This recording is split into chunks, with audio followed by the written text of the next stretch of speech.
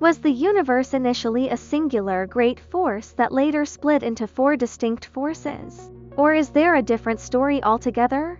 In energy filament theory, the picture we paint is strikingly different. At the very beginning, there was no talk of four forces. Instead, there was a massive, chaotic ocean of energy, a sea of tension that was boiling at extreme levels. You can imagine the early universe as a pot of energy stewed freshly lifted from the hellfire, too hot to touch. The tension in this energy sea was not only high but also wildly unstable, with continuous turbulence, folds, and disturbances everywhere. There were no places calm enough for filaments to form stable loops, and no particle states existed in this environment. We discussed in the second season that particles only emerge when certain filaments successfully form into stable circulating patterns in the energy sea.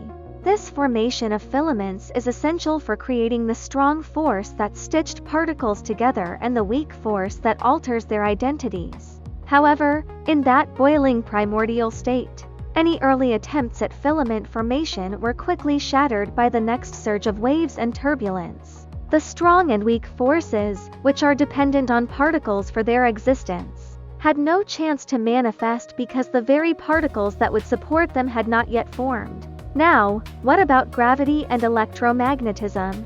Mainstream textbooks suggest that at extremely high energy levels, forces like the strong, weak, and electromagnetic forces might unify, or even that all forces could unify into a single grand unified force. This idea makes it seem like the higher the temperature, the more advanced or unified the forces become. But in energy filament theory, we suggest a different view.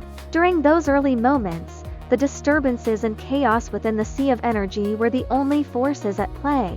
The universe's tension was so high that it was like a massive, unrelenting storm where no patterns could form. Gravity, for example, tried to create a smooth slope on large scales.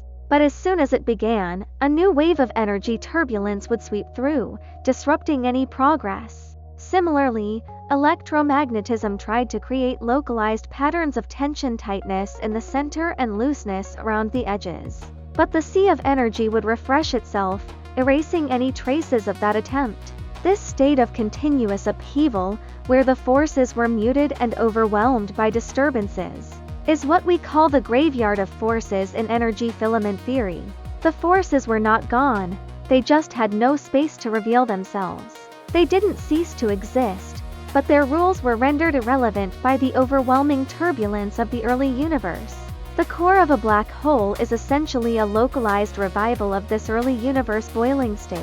The tension there is so extreme, the shear forces and stirring motions are so violent, that anything falling into the black hole, be it atoms, nuclei, or particle rings, becomes ephemeral, like bubbles that form and burst. The strong and weak forces cannot do much more than leave behind fleeting, momentary fingerprints in such a turbulent environment. They are like whispers that are drowned out by the chaos.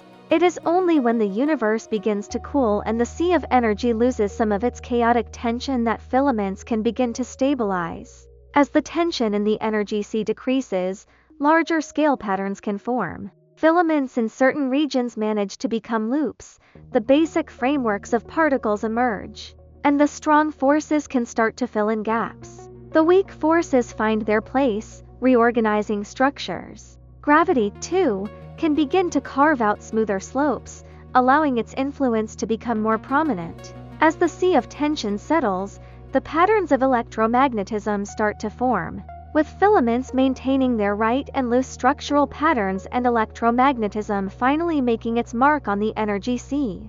Straight lines and spirals, visible and well-formed, began to emerge. In simpler terms, the early universe and the core of black holes were not places where the four fundamental forces unified into one powerful force. Rather, they were places dominated by this wild, untamable sea of energy tension, where forces as we understood them had no real space to exist. The early universe, full of boiling turbulence, and the black hole's cores, with their intense internal chaos, are not the heavens of unified forces. Instead, they are the graveyard of forces, where the laws that governed the four forces did not disappear, but had no opportunity to show themselves. This was the starting point, the origin, and the ultimate graveyard of the four forces. Only after the universe cooled, when the energy sea quieted and the tension became more manageable, could the forces take shape and begin to emerge in their familiar forms.